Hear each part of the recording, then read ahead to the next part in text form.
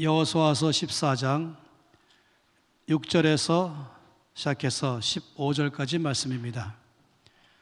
함께 이 말씀 다 같이 또 읽도록 하죠. 그때에 유다 자손이 길갈에 있는 여호수아에게 나오고 그니 사람 여분네 아들 갈렙이 여호수아에게 말하되,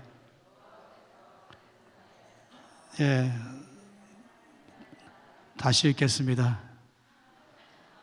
큰 소리를 읽겠습니다. 저는 이 말씀 통독을 좋아하는 것이에요. 여러분 전체가 함께 여호수아서 14장 6절에서 15절, 조금 길지만 너무 놀라운 말씀이거든요. 제가 성경에서 100군데를 가장 제가 좋아하는 구절을 택한다 그러면 이 중에 하나가 이 구절입니다. 6절에서 15절 읽겠습니다. 다시. 그때에 유다 자손이 길갈에 있는 여호수아에게 나오고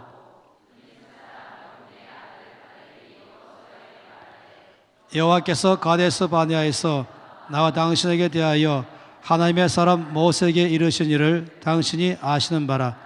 내 나이 40세에 여호와의 종 모세가 가데스 바네아에서 나를 보내어 이 땅을 정탐하게 하였으므로 내가 성실한 마음으로 그에게 보고하였고 나와 함께 올라갔던 내 백성들은 백성의 간담을 높게 하였으나 나는 내 하나님 여호와께 충성하였으므로 그날에 모세가 맹세하여 이르되 내가 내 하나님 여호와께 충성하였은즉 내 발로 밟는 땅은 영원히 너와 내 자손의 기업이 되리라 하였나이다.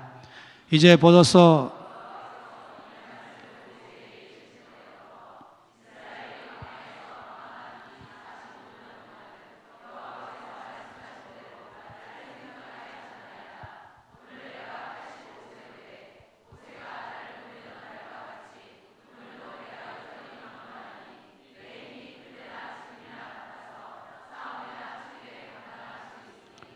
그날에 여호와께서 말씀하신 이 산지를 지금 내게 주소서. 당신도 그날에 들으셨거니와 그곳에는 아낙 사람이 있고 그 성읍들은 크고 견고할지라도 여호와께서 나와 함께 하시면 내가 여호와께서 말씀하신 대로 그들을 쫓아내리이다 하니 여호수아가 여분네 아들 갈렙을 위하여 축복하고 헤브론을 그에게 주어 기업을 삼게 하며 헤브론이 그니스 사람 여분네 아들 갈렙의 기업이 되어 오늘까지 이르렀으니 이는 그가 이스라엘의 하나님 여호와를 온전히 쫓았습니다. 헤브론의 옛 이름은 기럇 아르바라. 아르바는 아낙 사람 가운데에서 가장 큰 사람이었더라. 그리고 그 땅에 전쟁이 그쳤더라. 아멘. 여기 말씀을 보게 되면은 성경 말씀 가운데서 이렇게 말하고 있죠. 지금 이 갈렙이 여호수 앞에서 지금 이야기하는 내용입니다. 이 나이까지 잘 말하고 있죠. 여기 말씀하신 10절 말씀에 이렇게 말했습니다.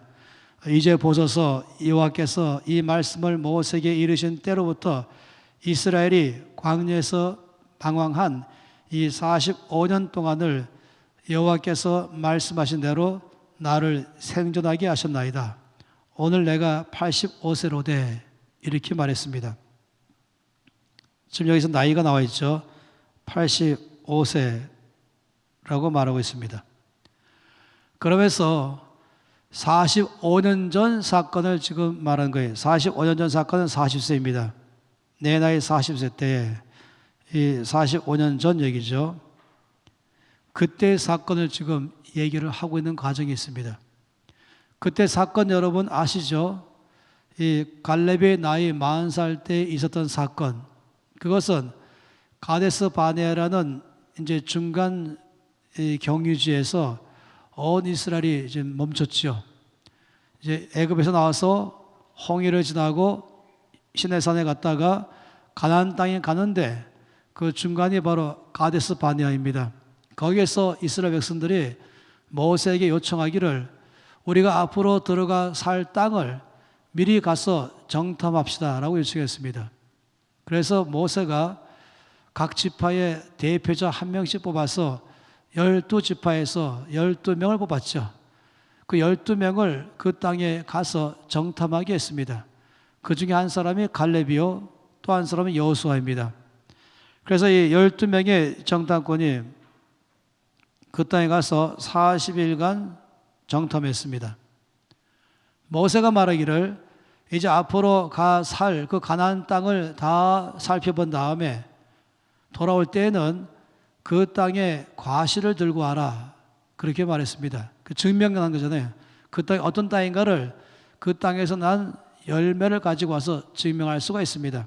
그래서 이 40일간 그 땅을 정탐하고 나서 이들이 돌아올 때에 과일을 들고 왔습니다. 그 과일이 포도였다라고 말했습니다.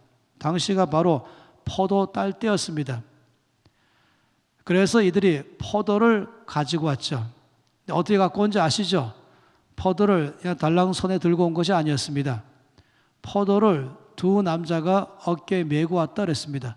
그 포도 사이에 막대기를 끼워가지고 온 것입니다. 그러니까 포도 전체의 송이를, 이 포도송이 쭉 있는 걸 전체를 끊어온 거죠. 그래도 그렇지 얼마나 큰 것인지를 잘 말하는 것입니다. 12명이 돌아왔어요. 온 이스라엘 백성들이 얼마나 기대가 컸겠습니까? 한번 상상해 보세요. 왜냐하면 오래전에 이들은 한 번도 가보지 못한, 따라서 보지도 않았고 제대로 듣지도 않았던 그 땅, 이들의 조상 아브라함과 이삭과 야곱이 살던 그 땅, 그리고 하나님께서 아브라함과 이삭과 야곱에게 약속하시기를 내가 이 가나안 땅을 너에게, 너희 자손에게 영원토록 주겠다라고 약속한 그 땅. 그리고 나서 400년이 훨씬 지났습니다. 이제 430년이 지났어요. 그러니까 여러 세대가 지나갔죠. 그리고 드디어 이들은 큰 민족을 이뤘습니다. 200만 명이 넘는 민족이 됐죠. 그리고 이제 그 땅에 가서 국가를 이룰 수 있는 기회가 온 것입니다. 남의 나라에서 노예 생활을 하다가 풀려났습니다. 그리고 이들은 드디어 나라를 갖게 되는 것입니다. 드디어 땅을 갖게 되는 것입니다. 그러니까 얼마나 기대가 크겠습니까? 어떤 땅일까? 과연 그곳은 어떤 곳일까? 우리가 살던 애국과는 얼마큼 다른가? 이걸 생각했을 것입니다. 그러니 12명의 정탐꾼이 돌아오기를 손꼽아 기다렸겠죠. 여러분 12명이라고 한다면 어떻게 하시겠습니까? 아마 이 포도송이를 2명씩 짝지어서 계속해서 운반해 오다가 이제 사람들이 가까이 보일 때쯤 되면은 그 중에 마지막으로 포도송이를 메고 있는 두 사람을 앞장서 가게 하겠죠. 그래서 모든 사람에게 말로 하기 전에 이 포도송이로 대신 설명하고 싶은 것입니다. 흔히 백문이 불여일견 이렇게 하는 것처럼 말입니다. 그래서 이제 모두가 다 백성들은 12명을 둘러쌌습니다. 이들에게 관심거리는 이들의 메고 온 것에 관심이 있습니다. 저라면 그냥 메고 오지 않았을 거예요. 아마 그를 어떤 박스에 넣든지, 옛날에 박스가 없었다면 비슷하게만 만들었든지, 또는 아니면 큰 보자기로 씌웠든지, 더 사람들에게 궁금증을 심어주고 더 놀라게 하기를 원했을 것입니다. 드디어 이제 이 포도송이를 그들 가운데 보여줬습니다. 다 봤죠. 그리고 제일 먼저 반응은 와 그랬을 것이에요.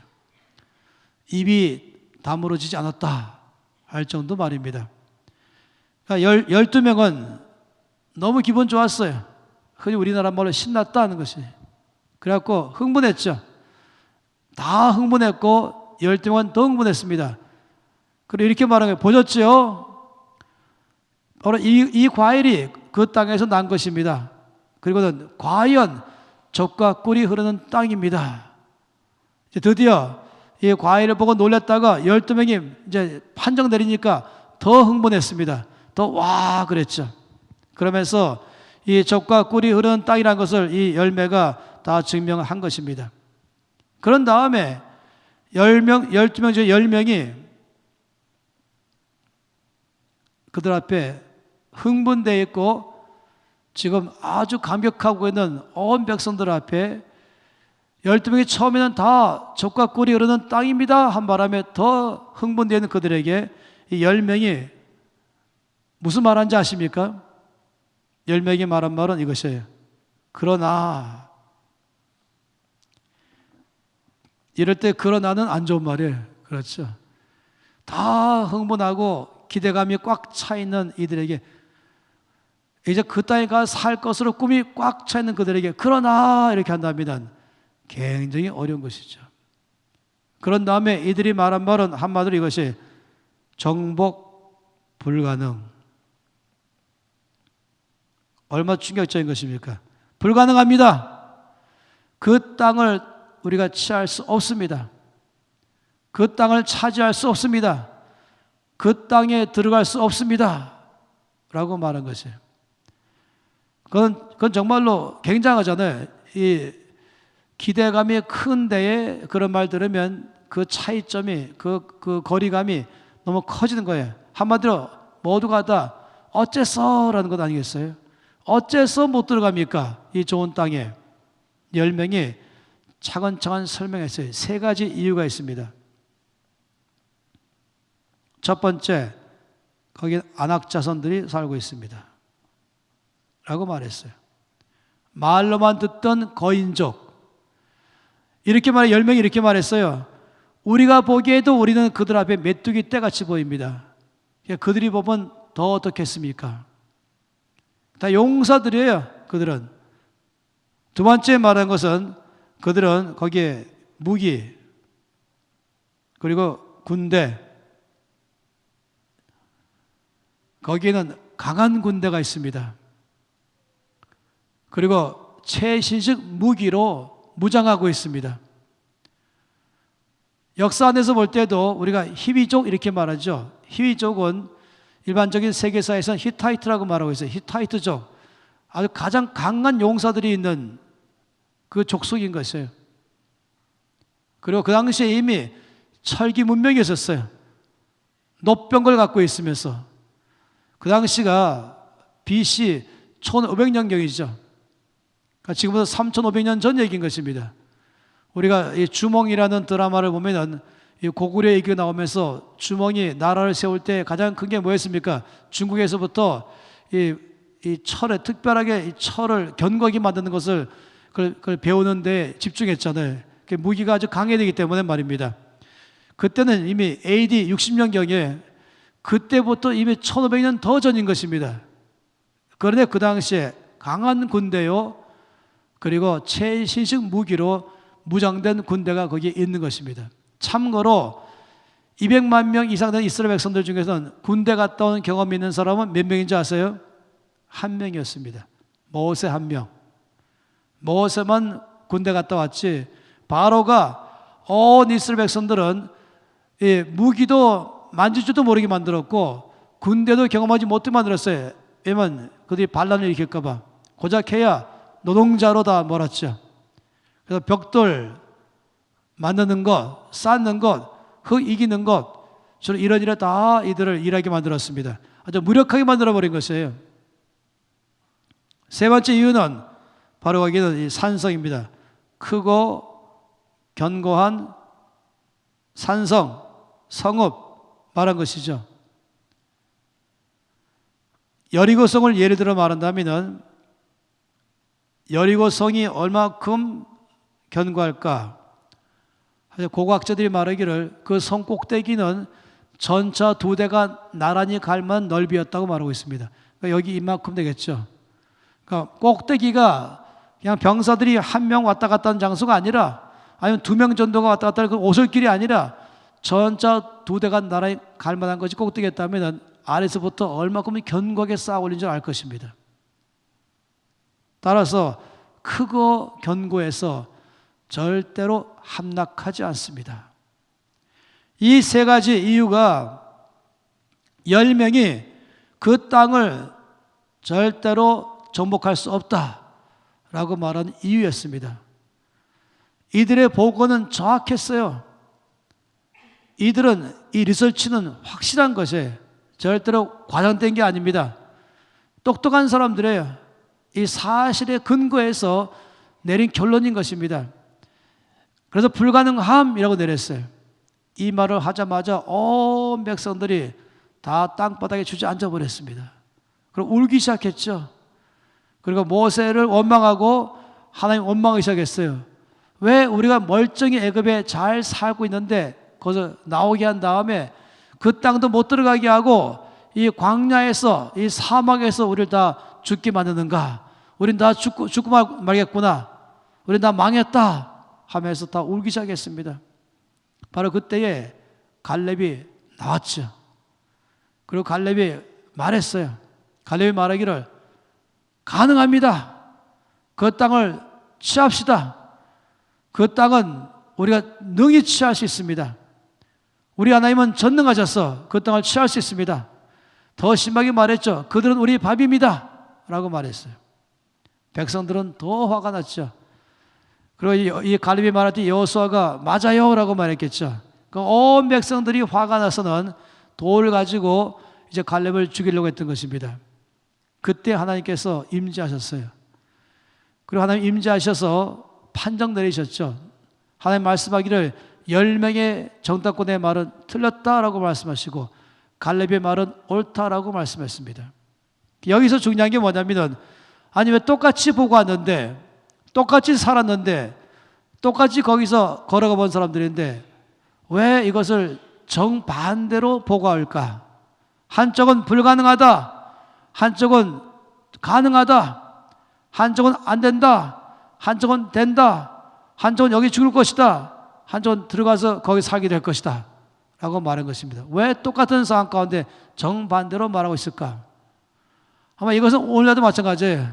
오늘날에도 이 세상에 살면서 똑같은 상황 속에 똑같이 풍랑 만나면서 똑같이 어려움 속에 있으면서도 정반대로 반응하는 사람이 있다는 것입니다.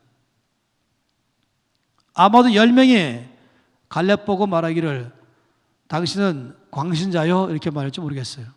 당신은 현실도 모릅니까? 아니 안악자손을 만나보고도 그렇게 말합니까? 무슨 근거로 된다고 말합니까? 하면서 아마도 10명은 이 갈렙을 현실도 모르는 사람, 비현실적인 사람으로 말할지 모르겠습니다. 그러나 하나님께서는 갈렙이 옳다고 말씀하셨어요. 왜 그런지 아십니까? 여기는 10명과 갈렙과의 사이에는 수학 계산법이 달랐습니다. 10명은 이 세 가지를 더했죠.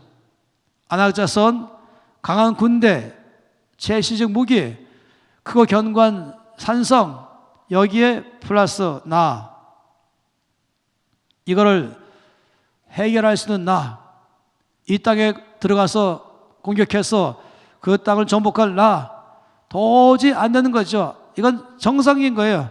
여기에 나는 불가능하죠. 내 능력으로, 내 힘으로 안 되는 것이에요. 따라서 여기서는 이제 불가능함 나오는 것이에요. 여기에서 불가능 나왔어요. 근데 여기에 갈렙은 가능 나온 것이에요. 갈렙은 이 10명과 달리 수학 계산법이 달랐어요. 뭔지 아십니까? 여기가 플러스 뭔지 아세요? 플러스 하나님의 약속의 말씀. 이것이 갈렙의 중요한 수학이었습니다. 갈렙도 환경을 인정했어요. 얼마나 힘든지를 다 인정했어요. 얼마나 어려운지를 다 알고 있어요. 그럼에도 갈렙이 된다라고 말한 이유는 갈렙은 모든 믿음의 근거가 환경에 있는 것이 아니었어요. 갈렙의 믿음의 근거는 말씀에 있었습니다. 하나님께서 아브라함에게 약속하신 말씀, 이삭에게 약속하신 말씀, 야곱에게 약속하신 말씀, 또 모세를 통해서 애굽에 나올 때 약속하신 말씀, 그 말씀이 갈렙의 믿음의 근거인 것입니다. 그래서 지금 전 여러분에게 너의 믿음이 어딨냐 말씀할 때 너의 믿음이 이 세 가지, 여기 있는 안악자손과 무기와 군대와 견고한 산성, 다시 말해 환경, 너의 모든 그 믿음의 근거가 환경이 있느냐? 아니면 너의 믿음의 근거가 말씀에 있느냐 하는 것입니다. 우리가 살아가면서 그런 일을 많이 만나게 되죠. IMF를 맞이할 때를 예를 들어 말하면 그렇습니다. 아마 여러분이 IMF 때에 그 한가운데 있었던 분은 아시겠지만은 이 IMF를 만날 때에는 아주 나라가 곧 무너질 만큼 망할 만큼까지 됐었죠. 그때는 평상시에 없던 사람들이 등장합니다. 다시 말하면 경제 전문가가 등장하기 시작하죠. TV에 나와서 인터뷰하고 대담하고 또는 신문에 실리죠. 이들이 이제 모든 걸 다 살피는 거예요. 이 나라의 전체 상황을 다 살피는 거예요. 그리고 앞으로의 경제 전망하는 것이죠. 그때 많이 나온 것이 6월 위기설, 6월을 지나가니까 또 말하기를 8월 위기설, 또 가니까 또 9월 대환란설, 나라가 곧 망할 것처럼 말한 것입니다. 6월 달이면 끝난다. 6월 달 지나가니까 또 8월 달에 끝난다. 또 지나가니까 9월 달이면 큰일 날 것이다. 놀랍게도 뭐냐면은 이 전문가들이 말하고 나면은 사람들이 2명 이상씩만 만나면 하는 말이 뭐냐면은 6월 달에 위기래 다 퍼지는 거예요. 8월 달에 위기래 다 퍼지는 거예요. 이 나라 안에서 이 1997년도에 IMF 이후로 이 나라가 여러 차례 흔들릴만 일이 많이 있었습니다. 뭐 사스라든지 그 외에도 여러 가지 몇 가지 쭉 있어왔잖아요. 지금도 그렇지 않습니까? 지금까지 오고 있는 것이에요. 그것이 전염병으로 왔든지 아니면 어떤 더 심한 태풍과 홍수나 가뭄으로 왔든지 아니면 경제 문제로 왔든지 전 세계를 흔들 때가 있기도 하고 한국을 흔들 때가 있기도 하고 요즘 일어난 사건들에 여러분도 아시겠지만 이럴 때마다는 모든 사람들은 전문가들에게 귀를 다 기울이는 것이에요. 이 IMF를 맞이할 때에 여러 사람들이 저한테 이메일을 보냈습니다. 그리고 저한테 말하기를 목사님 이럴 때는 애국해야 됩니다. 이럴 때는 목사님 해외로 이 단기 선교팀을 보내는 것을 자제해 주시기 바랍니다. 라고 저한테 여러 사람이 이메일을 보냈어요. 왜냐하면 다 알아요. 제가 얼마나 많은 팀들을 해외로 보낸 줄 알기 때문에 전 세계 243개 나라 중에서 안 들어간 나라가 없어요. 북한도 여러 차례, 리비아도 여러 차례, 전 세계 다 팀을 보냈었죠. 때로는 3,000개 팀 보낸 적도 있죠. 1년마다. 근데 왜 그렇게 말하는지 아십니까? 다 아신 것처럼 일단 비행기표를 끊을 때부터 달러로 환산되는 것이에요. 모든 비행값은 원화로 사는 게 아니라 다 달러로 사는 것이고 해외 나가면 달러로 바꿔야 되는 것이에요. 좀 달러가 없으니까 이럴 때말로 나라를 보호하고 애국하기 위해서는 저에게 팀을 해외로 보내지 말아달라라고 요청하는 것입니다. 제가 그 말에 대해서 반응 안 했죠. 여러분 아세요? 우리나라가 1973년도와 1980년에 100만 명 이상이 저 앞에 모여서 저 앞에 회개하면서 또 간절히 구하는 것은 우리나라의 경제를 주께서 축복하시면 우리가 세계 선교에 앞장서겠습니다. 이렇게 저 앞에 하나의 맹세를 했죠. 저 앞에 약속을 했죠. 아신 것처럼 굉장히 빠른 속도로 한국은 바뀌었습니다. 1950년에는 전 세계에서 가장 가난한 나라 중에 한 나라였었죠. 전쟁을 치르고 나서 잿더미 위에 있는 이 나라, 이 짧은 얼마 사이에 하나님 이 나라를 세계 중에 높이 올리셨습니다. 세계 경제 10개국 안으로 들어가게 했습니다. 여러분이 아실 거예요. 저와 여러분 다 알지 않습니까?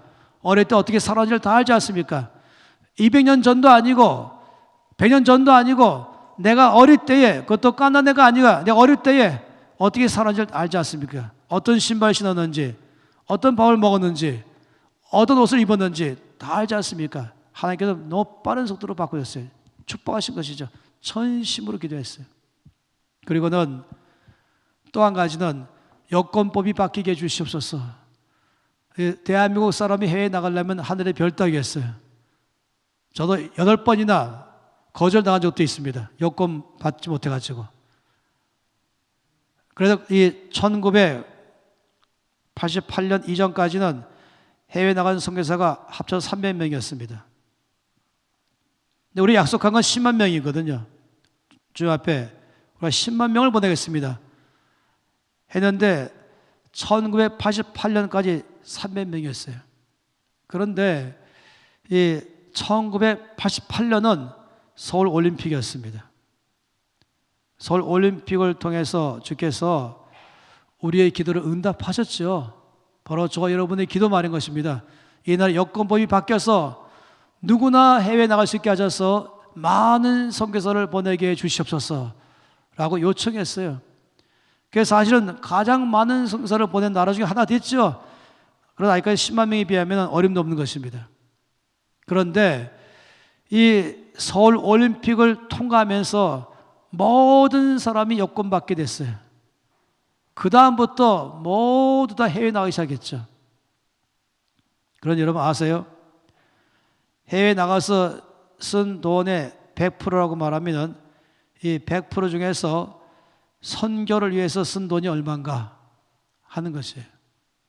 이 1997년도에 IMF를 맞이할 때까지 해서 해외 나가서 쓴 돈 중에서 선교 위해서 쓴 돈은 얼마 될까? 여러분 2%입니다. 다 쇼핑과 관광이죠. 하나님 앞에 간절히 구한 것은 이 나라의 경제를 축복해 주십시오. 경제가 활성화되게 해 주십시오. 나라를 힘있게 해 주십시오. 여권법이 풀리게 하십시오.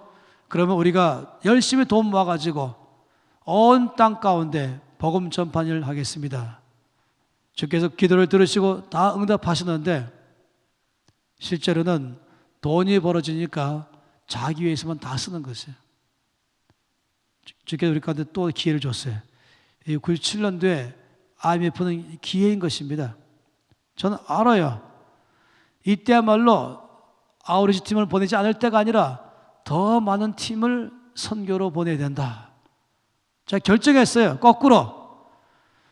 지금 해외로 팀을 보내지 말고 그래야 나라가 애국한다라고 말하는 건 맞지만 한편으로는 그러나 왜 이런 일이 발생했는가?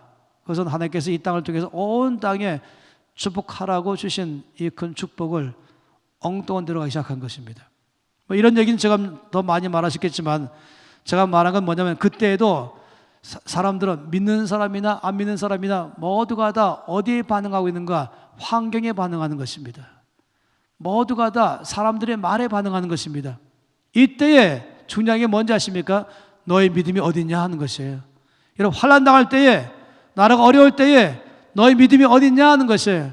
그때 매스컴에 귀를 기울일 것인가? 어떤 전문가가 말한 말에 귀를 기울일 것인가? 이때 주님 앞에 나갈 때인 것이죠.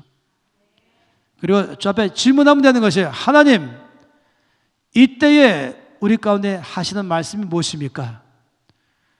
주님, 주님 무슨 말씀하기를 원하십니까? 그 말씀에 반응해야 되는 것이죠. 한번 사스가 있었잖아요. 사스가 있으니까 뭐 난리가 났죠. 나라 전체가 난리 났어요. 오죽하면은 웬만큼 사람 많은 식당과 은행이나 이런 데는 다 들어가면서 손 소독하고 들어가도록 했었죠. 그리고는 매스컴에서는 이 바이러스를 퇴치할 만한 백신이 있냐 없냐? 없다. 몇 명이 죽었다. 또 죽어갈 것이다. 해서 꽉 나라가 어려웠었어요. 그때의 12월 달 첫 번째 주 금요일 아침에 저는 400명과 함께 금식하면서 기도하러 나갔었습니다. 나라를 위해서 기도할 약속한 것이 매월 첫 번째 금요일 아침에 금식하면서 하나님께 기도하기로 약속했기 때문에 그랬던 것입니다. 왜냐하면 역대하 7장 13절 14절 말씀에 주께서 약속하시기를 내가 메뚜기로 토사를 먹게 하거나 전염병 때문에 백성간 유행하게 하거나 나라 전체 안에서 여러 가지로 어려운 일이 발생할 때에 내 이름으로 일컫는 나의 백성이 회개하면서 내 앞에 나와서 내가 이 얼굴을 구하며 전심으로 기도하면 내가 죄를 용서하고 그 땅을 고치겠다라고 말씀한 것입니다. 그 약속의 말씀 의지하면서 하나님 앞에 나아간 것이죠.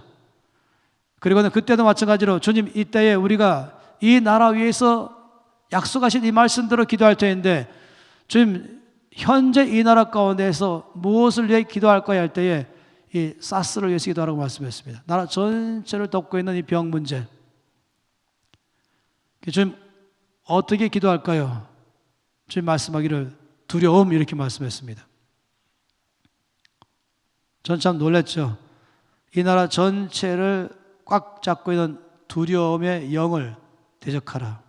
두려움은 이 사스라는 바이러스가 활동하기 제일 좋게 하는 적정 온도다. 이 바이러스가 활성화할 수 있는 온도가 있잖아요. 그 온도가 뭐 20도냐 25도냐 이것이 아니라 두려움이라는 이것이 온도가 되는 것이에요. 따라서 이 나라 전체를 덮고 있는 이 두려움의 영을 깨트려 버리면 그건 바이러스가 활동할 수 있는 것이 안 되고 죽어버리고 멈춰버린 것입니다. 이제 2시간 내내 이 땅 전체 생각 속에 매스컴 안에서 뭐 여러 가지로 말하는 이 두려움의 영을 예수 이름으로 대적했습니다. 그 2시간 후에 주께서 우리 기도를 응답하신 걸 믿었죠. 감사기도 했죠. 그날이 금요일 아침이었어요. 그러니까 월요일 아침, 그러니까 토, 일, 월 3일 만에 제가 알 것이 뭔지 아십니까? 모든 매스컴에서 갑자기 딱 끝났어요. 언제 이 나라에 사스가 있었는지 아예 그런 뉴스가 끝나버린 것이에요. 그리고 12월 내로 대부분의 이 손소독제가 사라지기 시작했어요.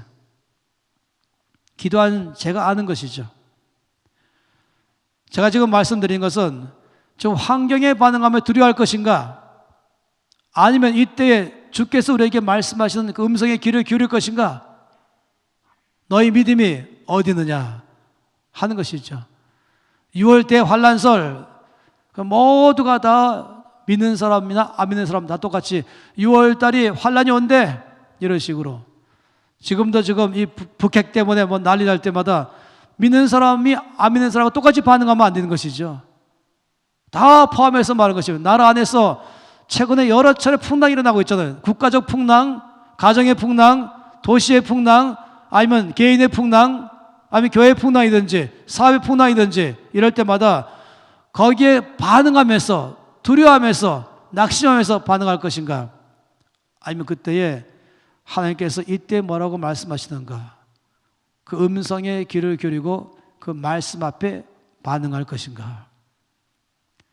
욥기 38장 말씀 보면은 하나님께서 폭풍 중에 욥에게 말씀하셨다 그랬습니다. 태풍이 불어온다 할지라도, 풍랑이 일어난다 할지라도 우리가 귀를 기울이면, 무릎 꿇고 하나님께서 이때에 하시는 말씀이 무엇입니까? 들으면 주께서 폭풍 중에 말씀하는 것입니다. 베드로처럼 말입니다. 말씀에 의지하여. 그러면 10명의 정당원과 갈렙 사이에 큰 차이점이 뭐겠습니까? 10명의 정당권은 환경에 반응한 것이죠. 갈렙은 그 모든 환경을 다 인정하지만 또 한 가지는 뭐냐면 하나님의 말씀에 반응한 것입니다. 여러분, 어느 게 현실입니까? 무엇이 현실입니까? 이 도편에서 본다면 어느 게 현실입니까? 둘 다 현실입니다. 이것도 현실이죠. 안악자손, 강한 군대, 최신식 무기, 크고 견고한 산성, 이게 현실이에요. 내 눈앞에 있는 현실인 것입니다. 그러나 하나님의 약속의 말씀도 현실인 것이에요. 하나는 눈에 보이는 현실이고 하나는 눈에 보이지 않는 현실인 것입니다. 저를 좀 보세요. 여러분이 저를 보고 있을 것입니다. 제가 지금 여기에, 이 교회에 여기 지금 가네상에 서 있는 게 현실입니다. 근데 여러분이 저를 보실 때에 저의 겉모습, 이 육체를 보고 계시죠? 근데 여러분 아시고, 저는 두 가지로 구성되어 있어요. 보이는 육체가 있는가 하면은 보이지 않는 마음이 있습니다. 여러분 제 마음을 못 보고 계시죠? 그 마음은 안 보이니까 그건 비현실이고, 눈에 보이는 육체는 머리끝부터 발까지는 보이니까 현실이고, 이것입니까? 이 세상은 요즘 이상한 세상이에요.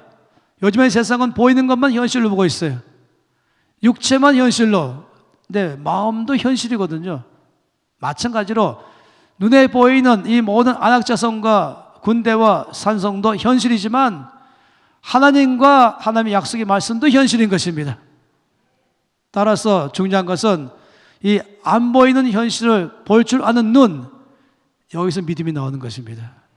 하나님의 말씀을 들을 줄 아는 그 귀가, 거기서도 믿음이 나오는 것입니다. 우리가 늘 믿음 생활할 때마다 아주 중요한 것은 내가 어디에다가 내 믿음의 기반을 둘 것인가. 이번 이 3일간에 가장 중요한 것은 바로 지도력이죠. 제가 첫 시간에 말씀드린 것처럼 이 빛과 소금인 것입니다. 영향을 주는 삶을 살아가는 것.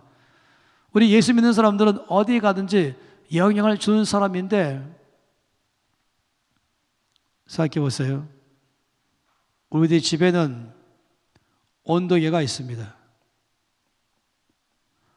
온도계는 기능이 뭡니까? 그 집의 온도가 몇 도인가를 가르쳐 주는 게 온도계죠. 온도계 눈금이 지금 25도다 그러면은 그 집의 온도가 25도이죠. 온도계 눈금이 5도다, 눈금이 5도면 그 집 온도가 5도인 것이에요. 근데 재밌는 건 뭐냐면은 온도가 올라갈 때에 온도계 눈금도 올라갑니다. 그 환경 온도가 요즘 저 날씨가 좀 서늘해지면은 온도계 눈금도 밑으로 따라서 내려가기 시작하죠. 이게 온도계인 것이에요. 사람 중에서 온도계 같은 사람이 있습니다. 그런 사람은 주변이 업되면 자기도 업되고, 주변이 다운되면 자기도 다운되는 것입니다. 이런 사람 특징은 늘 남을 탓하는 사람이에요. 누구 때문에 내가 지금 어렵다. 무엇 때문에 내가 어렵다. 사실은 다르게 말하면 나는 온도계요 라고 말한 것이에요. 온도계는 한마디로 뭐라는지 아십니까? 영향을 뭐겠습니까? 받는 사람이죠. 주변에 영향을 받는 사람, 주변에 온도계에 영향을 받는 사람, 주변에 사람에게 영향을 받는 사람. 근데 여러분, 우리 집의 건물에는 요즘 건물들은 또 다른 게 있어요. 만약 온도가 떨어지면 올리는 기능이 있어요. 너무 뜨거우면 서늘하게 내리는 기능이 있죠. 이걸 뭐라고 말합니까? 이걸 온도 조절계라고 말합니다. 온도를 조절하는 것이 너무 더우면 시원하게, 너무 추우면 따뜻하게 이 온도 조절계로 바꾸는 것이에요. 사람들 중에서도 온도 조절기 같은 사람이 있어요. 이런 사람 뭐라고 말합니까? 이런 사람은 영향을 주는 사람입니다. 믿음의 사람은 어떤 사람입니까? 믿음의 사람은 영향을 주는 사람입니다. 10명의 정탐꾼은 영향을 받는 사람이에요. 여러분, 지금 제가 말씀드린 것이 굉장히 현실을 지금 말씀드리는 것이죠. 내가 매일매일마다 부딪히는 나의 현실에 지금 말씀드리는 것이에요. 똑같은 현실 속에서 10명처럼 반응한다면 영향을 받는 사람이고, 똑같은 현실 가운데서도 갈렙처럼 눈에 보이는 것을 넘어서서 하나님의 앞에, 그의 말씀 앞에 반응한다면 그는 영향을 주는 사람인 것입니다. 바로 그런 사람을 믿음의 사람이다라고 말하는 것이죠. 참 놀라운 사실은 뭐냐면은 우리 주께서 말씀하시기를 10명의 말은 틀렸고 갈렙의 말은 옳다, 이걸로 끝난 게 아니었어요. 더 한 걸음 나가서 10명은 그들의 말대로 그 땅에 못 들어갈 것이다. 이 광야에 죽을 것이다. 그리고 더 나가서 10명의 말을 듣고 낙심하고 원망하고 좌절에 빠진 모든 사람들도 다 그 땅에 못 들어가고 그들 말대로 이 광야에 죽을 것이다. 우리는 못 들어가요. 우리는 안 돼요. 우리 여기 죽을 거예요. 우리 힘들어요. 그대로 될 것이다. 그리고 갈렙은 그의 말대로 그 땅에 들어갈 것이다. 이 결과 놀라운 것이에요. 그냥 맞았다 틀렸다 끝난 게 아니었어요. 미래를 결정한 것이었습니다.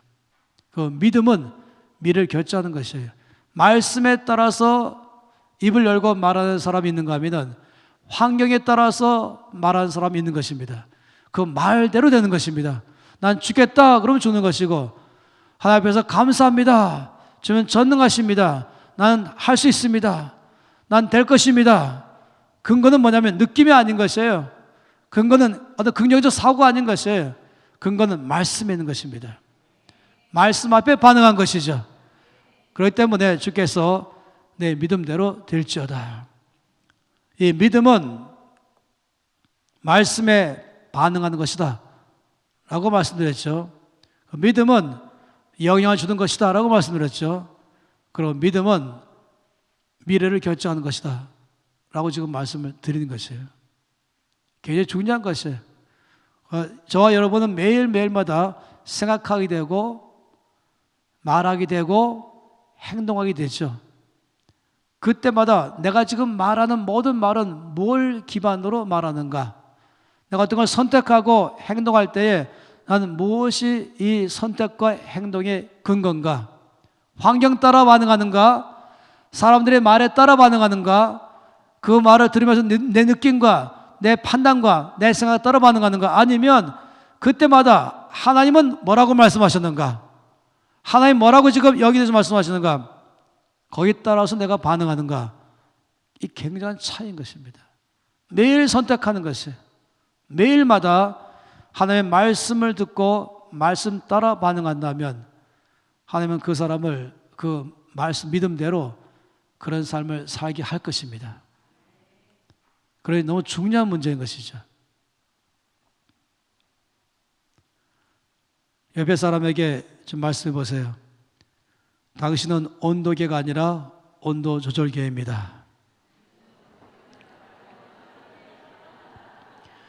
한 번 더 그 사람에게 말해 보세요. 당신은 영향을 받는 사람이 아니라 영향을 주는 사람입니다.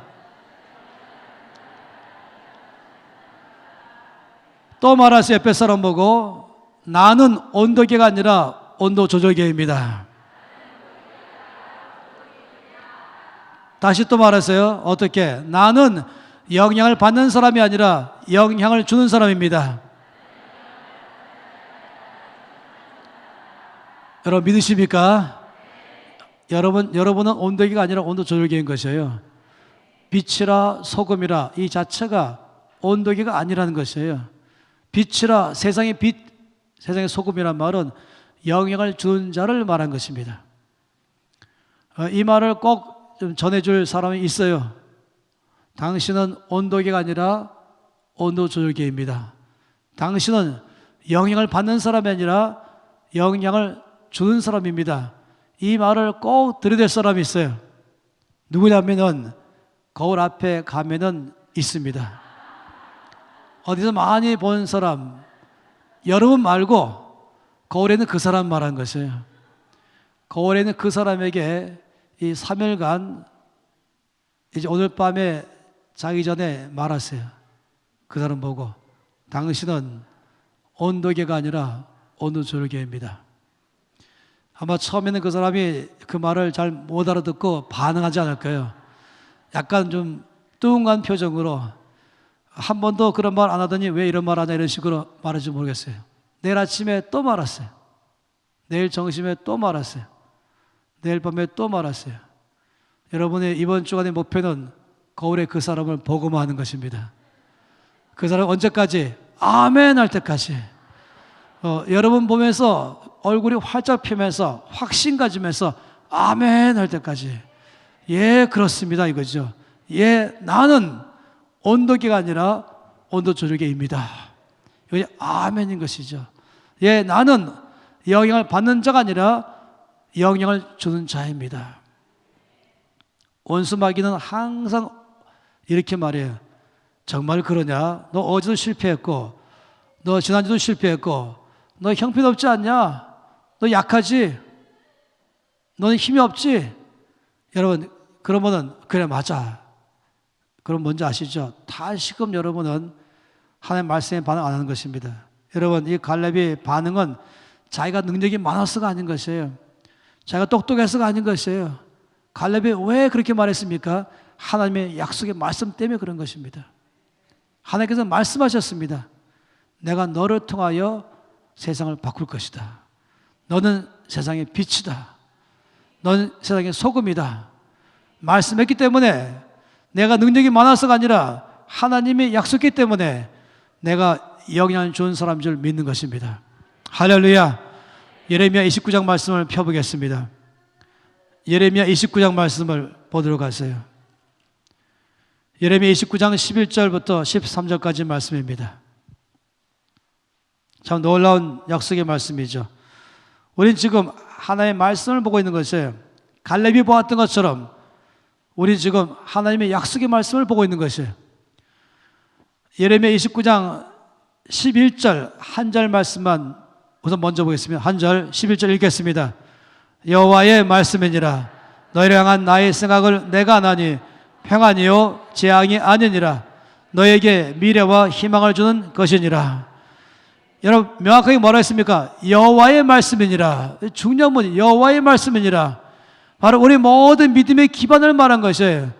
내 생각을 말한 게 아니고 내 느낌도 아니고 환경도 아니고 다른 사람의 말도 아니고 여호와의 말씀, 이것이 저와 여러분의 믿음의 근거입니다. 그런데 주께서 뭐라고 말씀했습니까? 너희를 향한 나의 생각을 내가 아나니 뭐랬습니까? 평안이요 재앙이 아니라. 여러분 이 평안이라고 말한 이 단어는 원래 가장 중요한 이 원어의 샬롬이라고 말하는 단어 하나는 피스라는 그런 단어도 평화라고 말할 수 있겠죠. 그러나 여기서 말하는 건 프로스페리티인 것입니다. 뭡니까? 형통함. 너를 향한 나의 생각은 내가 아나니 재앙이 아니라 형통함이요 라고 말한 것이에요. 잘 될 것이요 라고 말한 것입니다. 너를 향한 나의 생각은 형통함이요. 또 뭐라고 말했습니까? 너희에게 미래와 희망을 주는 것이니라. 원래는 그런 의미가 아니라 너희 앞날에 소망이다 이렇게 말한 것이에요. 너희 앞날은 소망이 있다. 너희 미래는 소망이다. 절망이 아니라 소망이다 라고 말씀하셨어요. 여러분 이거 주의 말씀입니다. 느낌이 있든 없든 마찬가지예요. 여러분 제가 말했죠. 이건 시계입니다. 이건 확실한 사실 아니에요. 여러분 여기다 이건 시계입니다 말할 때 아멘 하죠. 뭐 가슴에 불이 없든 상관없이 아멘인 것이면 마찬가지로 이것보다 더 확실한 말씀, 이건 시계입니다라고 말하는 것 더 확실한 말씀, 바로 이렇게 말씀. 너를 향한 나의 생각은 내가 아나니 재앙이 아니라 형통함이라. 너희 앞날에 소망을 주려 하는 생각이라. 여러분 주의 말씀이 내 가운데 일어날 줄 믿습니다. 따라 이 말씀이 한다면 이것입니다. 나는 나의 미래를 아는데 나의 미래는 잘 될 것입니다. 나의 앞날은 소망이 있습니다. 나는 형통할 것입니다. 여러분 온수마귀는 그럴 때마다 그럴까 하는 것이, 여러분 아세요? 이 복음의 특성, 이 복음과 율법의 굉장히 큰 차이가 뭔지 아세요? 율법은 나 자신에게 집중하게 하는 것이에요. 복음은 예수 그리스도에게 집중하게 하는 것이죠. 다시 말하면 너는 내가 얼마나 약하고 죄인이고 부족하고 실수자라고 실패자라고, 과거에도 절망이었고 과거에도 힘들었고 따라 앞으로도 확률적으로 힘들 것이고, 과거에도 죄를 짓고 약하니까 앞으로도 확률적으로 더 그럴 것이고, 이게 사람들이 갖고 일반적인 생각인 것이에요. 그건 전적으로 나 자신에 근거하는 것이죠. 원수마귀도 너 누구냐 이렇게 말한 것이에요. 그러나 복음은 뭔지 아십니까? 복음은 하나님이 나를 위해서 이뤄놓으신 것이 복음인 것입니다. 하나님의 말씀이 복음인 것입니다. 그 근거가 내가 앞으로 잘 될 것인가, 난 잘 될 것이다 라고 확신하는 근거는 나 자신의 똑똑함이 있는 게 아닌 것이에요. 나의 과거와 현재에 있는 게 아닌 것이에요. 나의 미래는 하나님의 말씀이 약속에 있는 것입니다. 하나님 약속에 말씀하시기를 너의 미래는 형통함이요 너의 앞날은 소망이요. 그러면은 내가 그 말씀에 근거하는 것입니다. 그러므로 아주 확신 가지고 나는 잘 될 것입니다. 나는 형통할 것입니다. 나의 앞날은 소망이 있습니다. 이것이 바로 이것이 믿음인 것입니다. 할렐루야. 옆에 사람에게 한번 여러분 믿음을 선포해 보세요. 나의 앞날은 소망이 있습니다. 나는 잘 될 것입니다. 나는 형통할 것입니다. 믿으십니까? 다시 말하면 말씀에 근거한다는 것이에요. 믿으십니까? 이 말은 뭐냐면 예, 주님의 약속의 말씀을 믿습니다 이것이죠. 그 옆에 사람도 마찬가지죠. 옆에 사람 보면서 이제는 여러분이 믿음의 선포를 하기 시작하세요. 옆에 사람 보면서 당신의 앞날은 소망이 있습니다. 또 당신은 잘 될 것입니다. 당신은 형통할 것입니다. 이 모든 기반은 오직 하나님의 약속의 말씀에 있는 것입니다. 따라서 거울에 있는 그 사람에게 또 말하세요. 당신의 앞날은 소망이 있습니다. 당신은 잘 될 것입니다. 당신은 형통할 것입니다. 아들 보면서, 딸 보면서, 신랑 보면서, 또 아내 보면서 말할 때마다 그 사람의 과거와 현재 갖고 미래 말하지 마세요. 그 믿음이 아니에요. 그런 사람을 뭐라고 말하지 아세요? 거짓 선지자라고 말하세요. 거짓 선지자는 집안에 있다. 안 되는 것이에요. 참 선지자가 뭡니까? 참 선지자는 하나님의 말씀을 말하는 대언하는 사람. 거짓 선지자는 하나님의 말씀이 아닌 내 느낌과 다른 사람의 말과 여기에 근거해서 말하는 사람. 그렇기 때문에 우리 모든 사람들은 이 참된 선지자가 되어야 되는 것입니다. 바로 예레미야서 전체가 말한 내용이고 에스겔서가 말한 것입니다. 누가 참 선지자인가? 자의 마음에 나온 대로 말하는 사람이 아니고, 자의 느낌대로 말하는 사람이 아니고, 눈에 보인 대로 말하는 사람이 아니고, 오직 하나님의 말씀을 듣고 전달하는 사람이 바로 참된 선지자인 것입니다. 그러니 엄마가 자녀를 대할 때에 참된 선지자 하세요. 너는 잘 될 것이다. 너의 앞날은 소망이 있어. 넌 형통할 것이야. 여러분, 이것밖에 없는 것입니다. 믿으십니까? 이것이 주께서 역사하시는 믿음의 문제인 것입니다.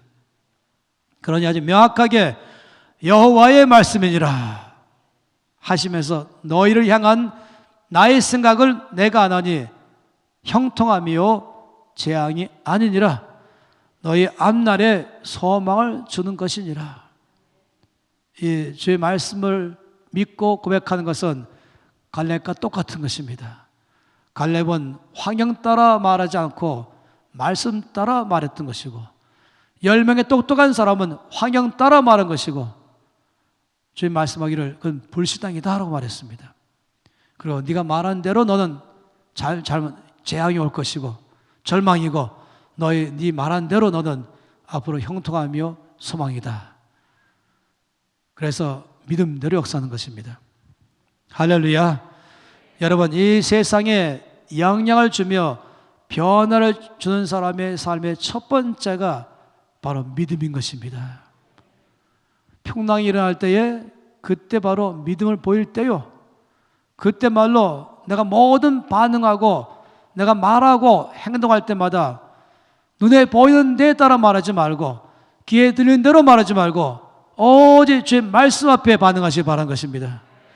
나라가 몽땅 말할 때마다 그때마다 말씀으로 말하기 바라는 것입니다.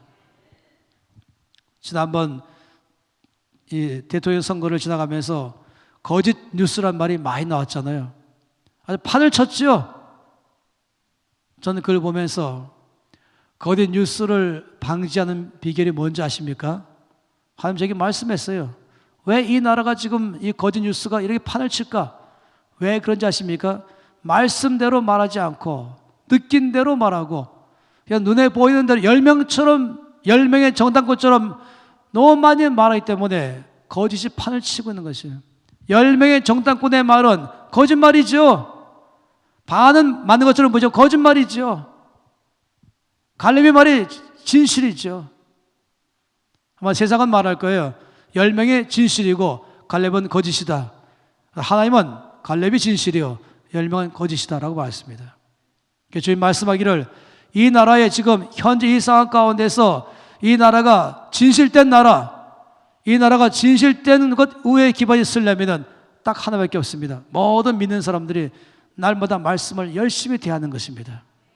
말씀을 대하고 말씀으로 생각하고 말씀에 의해서 말하고, 그리고 이 성경 말씀을 그냥 지식으로 아는 것만이 아니라 이 말씀 들으면서 북한에 위험이 있다 그럴 때는 누가 뭐라고 말하는 걸 갖고 말하는 게 아니라 주님은 어떻게 생각하십니까? 주님 말씀 무엇입니까?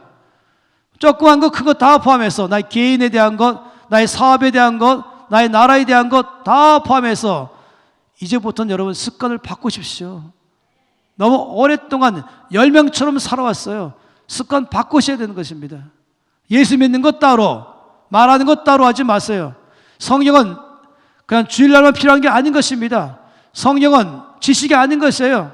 이 성경은 내가 말하는 법을 가르치는 것이고, 이 성경은 내가 생각하는 법을 가르치는 것이고, 나의 말을 어떻게 말할 줄 알게 하는 것이고, 어떻게 바라볼 수 있는 시각을 주는 것이 성경 말씀인 것이에요. 이 성경은 주일만이 아니라 월, 화, 수, 목, 금, 토, 주일 다 필요한 것입니다. 성경은 교회만 있는 것이 아니라 성경은 직장에도 필요한 것입니다. 그 말씀을 열심히 보십시오. 전 그렇게 늘 말해요. 말씀 통독 운동을 벌이고 있죠. 그리고 말씀은 몇 독해야 정상인가 말할 때마다 항상 말해요. 최소한 자기 나이만큼은 읽어야 된다. 할렐루야. 속도를 내십시오. 제가 요즘 그렇기 때문에 100일에 1독씩 하자 그랬습니다.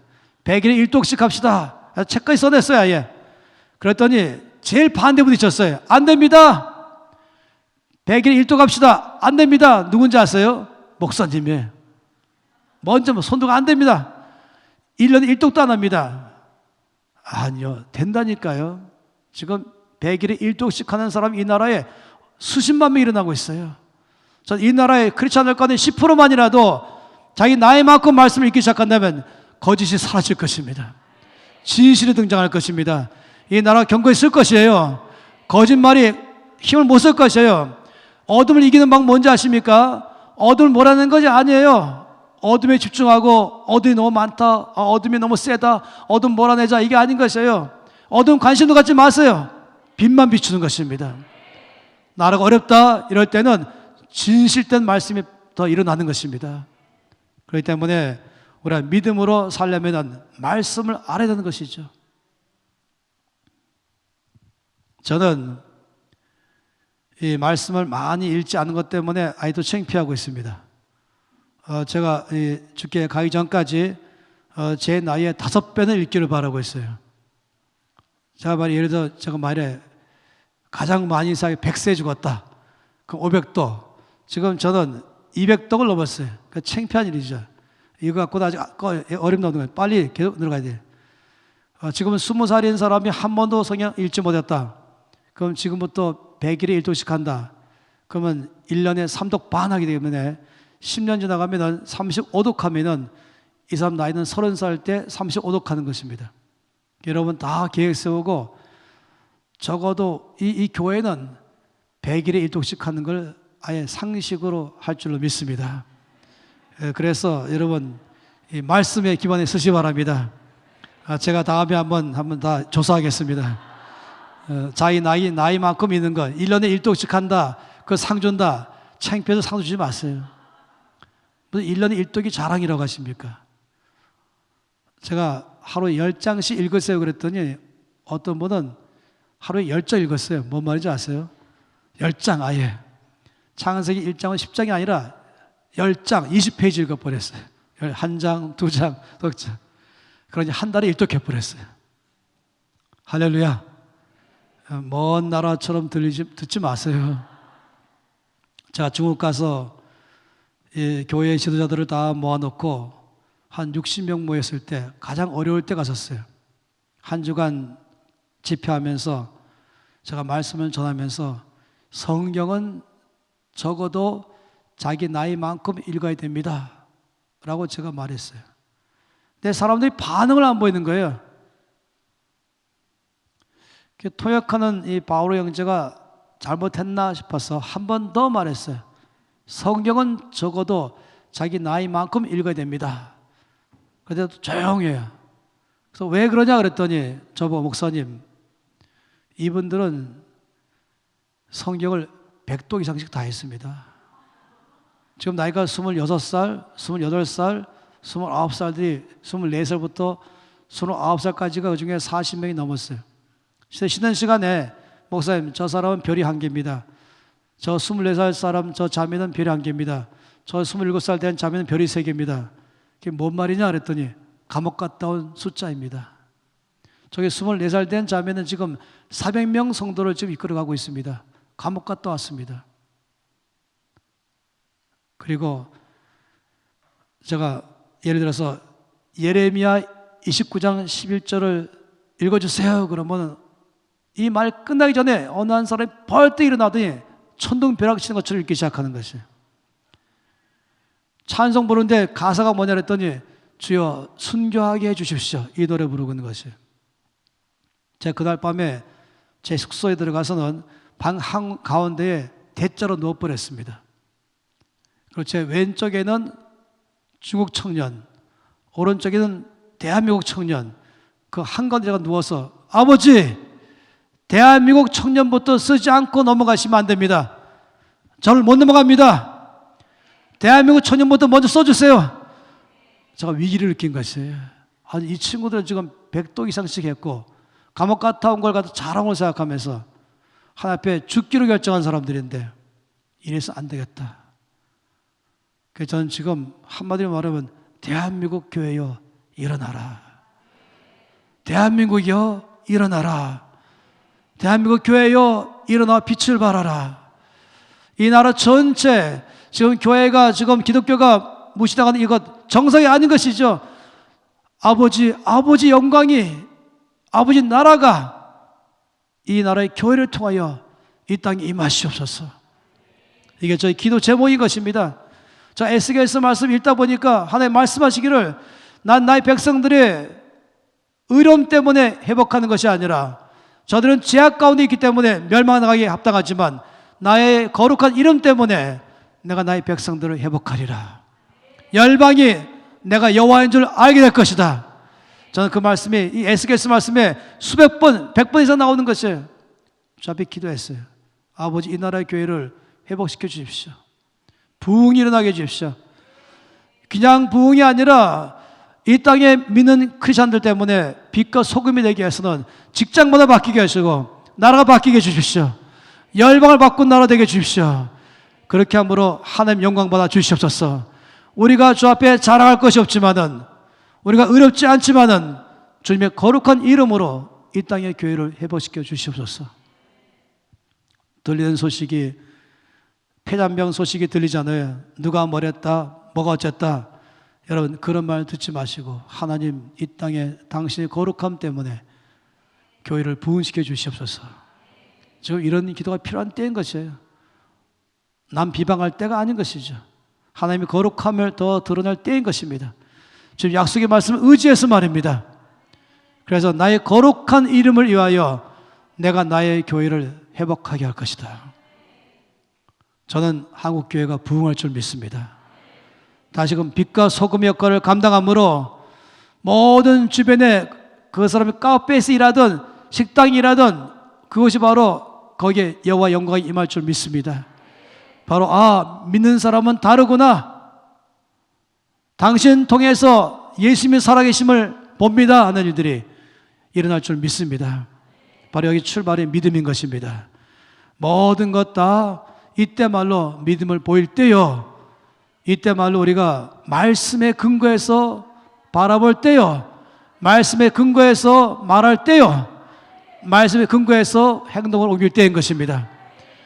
어떤 전문가가 말한다고 거기에 그대로 앵무새처럼 말하지 마시고, 지금 나라가 지금 남북이 어렵다고 해서 글 바라고 반응하지 마시고 무릎 꿇고 손 들고 아버지, 이 땅에 대한 아버지의 계획은 무엇입니까? 이 나라에 대한 주의 계획은 무엇입니까? 이때 주께서 하신 말씀은 무엇입니까? 그럼 주님 말씀하기를 너희를 향한 나의 생각은 내가 너희 재앙이 아니라 형통하며 너희 앞날의 소망의 생각이라. 따라서 믿음의 사람들은 대한민국은 형통할 것입니다. 잘 될 것입니다. 소망이 있습니다. 열방을 바꿀 것입니다. 이 나라의 교회는 부흥할 것입니다. 나는 소망이 있습니다. 나는 잘할 것입니다. 나는 형통할 것입니다. 나의 자녀는 잘 될 것입니다. 여러분, 말씀에 의지해서 말하십시오. 이거는 단순히 어떤 긍정적 사고가 아닌 것이에요. 이건 바로 믿음의 말인 것입니다. 주께서 갈렙에게 내 믿음대로 될지어다. 10명이 볼 때는 미친 사람, 말이 할지 모르지만 하나님은 네 말이 옳다. 왜냐하면 갈렙은 자기 느낌 말한 게 아니라, 자기 소원 말한 게 아니라 말씀에 의지해서 말한 것입니다. 내 믿음대로 될지어다. 여러분, 앞으로는 여러분 이제 나의 습관을 바꾸십시오. 그냥 사람이 말하는 말 듣고 말하지 마십시오. 교회 안에서도 마찬가지예요. 누가 뭐라고 말할 때, 어떤 A라는 성도를 말할 때, B라는 성도를 말할 때 그 말 듣고 반응하지 마십시오. 말을 들으면서 바로 주님은 어떻게 생각하십니까? 마치 김민희 간사가 저한테 전화해서는 병원에서 저를 암이 있대요 말할 때 들으면서 주님은 어떻게 생각하십니까? 내가 고쳤다. 그럼 바로 할렐루야인 것이죠. 거기에 그대로 암이래, 그래 암이래 이렇게 말하지 말고 주께서 치유하셨습니다. 전쟁이래 하지 말고 주께서 보호하실 것입니다. 이 나라 위기래 할 때마다 주께서 이 땅을 사용하실 것입니다. 할렐루야. 여러분, 두 손 높이 드십시다. 이제 주 앞에 이 말씀 앞에 응답하면서 기도하십시다. 기도할 때는 주님, 제 습관을 바꾸겠습니다. 제가 눈으로 보면서 판단하고 말하던 이 습관을 바꾸겠습니다. 사람들이 말한 말을 듣고 거기에 따라 똑같이 말했던 이 습관을 바꾸겠습니다. 10명의 정탐꾼의 습관처럼 하는 걸 바꾸겠습니다. 저는 갈렙처럼 살겠습니다. 갈렙의 DNA를 주시옵소서. 말씀 앞에 반응하겠습니다. 제 말씀 따라 반응하겠습니다. 말씀을 듣고 반응하겠습니다. 믿음으로 반응하겠습니다. 주여, 그런 사람을 살기를 결정합니다. 여러분, 이렇게 기도하지 마세요. 그렇게 살게 해 주시옵소서 하지 마세요. 그렇게 살게 해 주시옵소서 하지 마시고 그렇게 살겠습니다. 믿음으로 살겠습니다. 갈렙처럼 살겠습니다. 말씀에 반응하겠습니다. 통성으로 기도하시겠습니다.